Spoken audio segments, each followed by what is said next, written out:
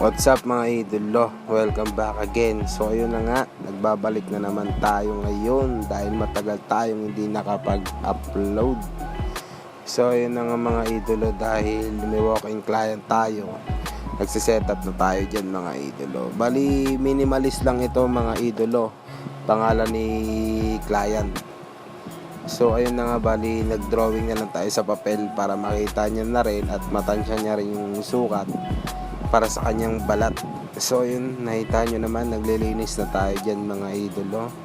Inaahit na natin ang kanyang buhok, baka may maiwan na naman.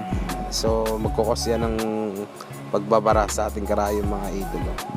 So yun na nga, gumamit pala ako dito ng stencil syrup. Dali sarili kong gawa yan mga idolo. Soon ilalabas na rin natin yan, pero sa ngayon hindi pa. So yun, nakikita nyo